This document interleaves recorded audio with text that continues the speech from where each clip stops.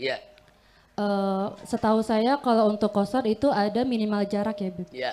Nah, untuk jama' apakah ada minimal jarak juga atau tidak? Ya, Nah, jadi terima kasih. Wassalamualaikum warahmatullahi yang wabarakatuh. ideal jamak pun tetap menggunakan jarak sama dengan qashar. Akan tetapi ada sebagian ulama safar qasir, perjalanan yang walaupun tidak mencapai 82 kilometer masih dibolehkan untuk jamak. Lihat situasi kondisinya.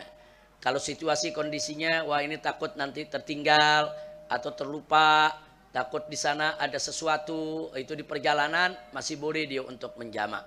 Walaupun sebetulnya yang ideal jamak tetap mengikuti jarak sama dengan qashar. Hanya bedanya kalau jaraknya 80 atau 82 km lebih dia boleh jamak dan boleh qashar. Tapi kalau jaraknya kurang qashar nggak boleh.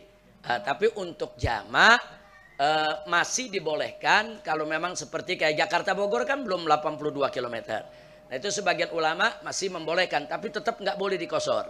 Hanya boleh di jamak. Tapi saya anjurkan kalau selama tidak merepotkan sebaiknya tidak kita jamak. Sebaiknya tetap sholat seperti biasa. Tapi kalau ada yang dijamak boleh, nggak apa-apa.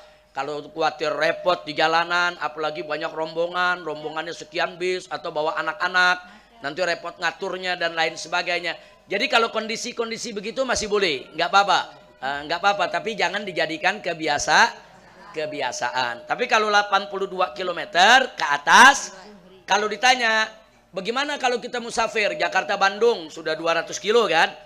Maka yang afdol di jamak dan qashar. Nah, kadang-kadang kan ada orang nggak mau, enggak saya mau sholat pada waktunya aja.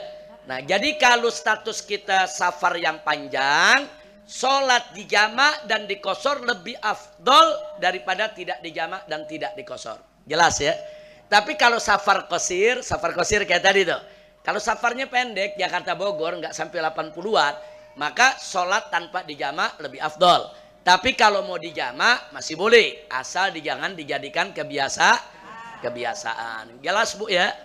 Ya baik. Begitu juga kalau dalam mazhab Syafi'i uzur sebetulnya hanya ada dua, yaitu uzur untuk menjamak sholat. Pertama musafir, yang kedua adalah hujan bagi mereka yang sholat berjamaah di masjid.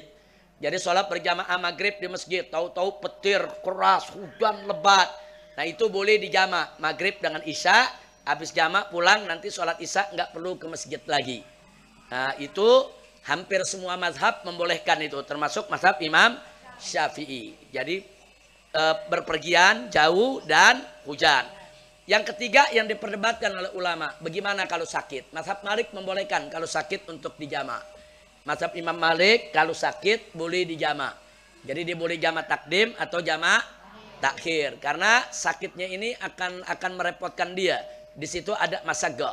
Walaupun sebagian mazhab mengatakan ya kalau sakit nggak usah dijamak, sholat aja seperti biasa. Dia nggak bisa sholat diri, sholat duduk, nggak bisa sholat duduk, sholat berbaring dan lain sebagainya. Tapi jangan dijamak. Nah, cuman kalau melihat kondisi orang sakit Bu, kondisi orang sakit memang dijamak lebih baik. Karena kita nggak tahu kondisi dia kan makin lama kadang-kadang makin melemah. Akhirnya begitu makin melemah, daripada nanti sholat dia tinggal, lebih baik dia jamak. Masih boleh lah, kalau sakit nggak apa-apa. Nah kemudian yang berikutnya lagi, kalau terlalu sibuk. Sibuknya bukan sibuk yang maksiat, bukan. Nah, jadi ada satu kesibukan, contoh, saya kasih contoh yang simpel. Ibu dengan keluarga. Ibu dengan keluarga jalan-jalan katakan pagi jam 9-10 pagi ke Ragunan atau ke Taman Mini atau kemana begitu. Nah kemudian jam 2 ibu mau pulang. Jadi mau sholat zuhur, habis sholat zuhur mau pulang. Tapi ibu hitung, ini habis sholat zuhur jam 2 pulang. Ini jalanan lagi macet-macetnya nih. Ini sampai rumah bisa jam 6, jam 7 nih. Asar bisa hilang di jalan. Nah itu boleh kita jamak. Zuhur dengan asar kita jamak, baru kita pulang. Jaga-jaga jangan sampai di jalanan itu kena macet. Karena kan kalau sekarang kan banyak macet. Zaman Nabi belum ada macet Bu. Zaman sekarang nih macet kadang-kadang nggak pakai kompromi, 5 jam, 6 jam, 10 jam. Nah kalau ibu yakin, wah nih ada hujan besar nih. Nih ada beberapa ruas jalan nih banjir nih. Ini lampu merah banyak yang mati. Wah ini bisa berabe nih sampai rumah bisa malam. Sementara ibu mau sholat zuhur tuh jam 2 di tempat rekreasi tadi. Jama aja dengan asarnya. Jadi kalau di jalan ternyata enggak keburu sampai kemalaman, ibu sudah sholat asar. Jadi hal-hal begitu boleh sekali-sekali, jangan dijadikan kebiasaan.